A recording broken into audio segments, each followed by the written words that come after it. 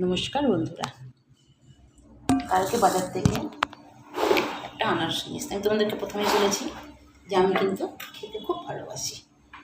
এক সময় আমার ঘরেও ফলের উপরে ফল, সবজির উপরে সবজি, মাছের উপরে মাছ বাজার হতো। 1 বছর আগেরই কথা, কিন্তু এই 1 বছর ধরে সব একটা লিমিটে চলে এসছে। এমন হয় সময় সব সবজি চোখেও দেখতে পারি না, কখন কি ফল আসে সেটাও বুঝতে পারি না। আমার পক্ষে সবসময় তো সম্ভব হয় না বাজারে যাওয়ার। যাই হোক, মাঝে মাঝে যখন যাই তখন তো দেখি এই সময় এই ফলটা ওঠে। তা কালকে একটু ডাক্তারখানা থেকে বাজারে গিয়ে নেমেছি, তখন আনারস দেখলাম, প্রচুর আনারস আমদানি বাজারে। তা কালকে একটা আনারস নিয়ে এসেছি। আনারসটা দেখে তো মনে হচ্ছে খুব টেস্টি, মিষ্টি হবে মনে হচ্ছে, একটু খেয়েই দেখি।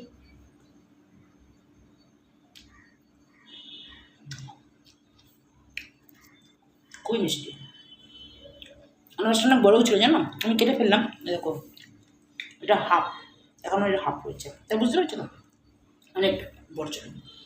বেশ ভালো টেস্ট, খুব টেস্ট। কথায় বলে জানো তো, স্বামী যেমনই হোক না কেন আমাকে খাইয়েছে, প্রচুর খাই রেখে গেছে।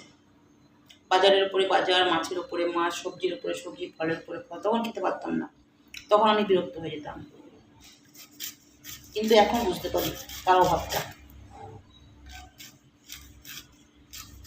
কিছু করার নেই, ভাগ্য।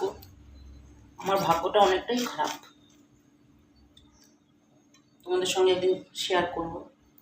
পৃথিবীতে বেঁচে রয়েছি শুধু আমার একটা, ঈশ্বর আমাকে একটা ছেলে দিয়েছিল, সেই ছেলেটার মুখের দিকে তাকিয়ে বেঁচে রয়েছি। ছেলে তো খুবই ছোটো, তোমরা দেখেছো, ছেলেটা ক্লাস 3-তে পড়ছে আর কি।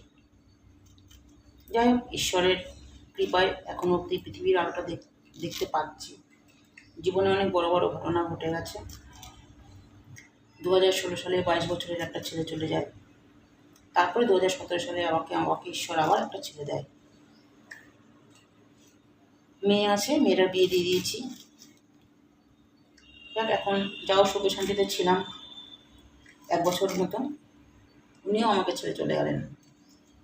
এখন ছেলের পুরো দায়িত্বটা আমার কাঁধেই রয়েছে।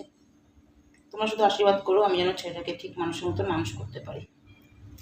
তাকে তার বাবার অভাবটা আমি বুঝতে দিই না। সে হয়তো বলে এসে তার বাবা নেই, স্কুলে সবার বাবা আছে, মা, আমার বাবা নেই, কিন্তু কিছু করার তো নেই।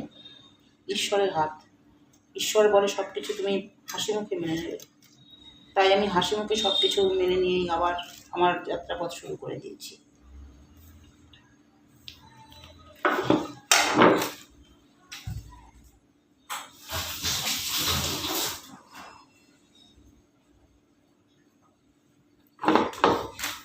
ঈশ্বরের অনেক কৃপা ছিল বলেই হয়তো আমার ছোট একটা ছেলে হয়েছে, আমি আবার হয়তো পৃথিবীতে বেঁচে রয়েছি। তাই তোমাদের কাছে শুধু আমি এইটুকুই চাই যে তোমরা একটু আশীর্বাদ করো।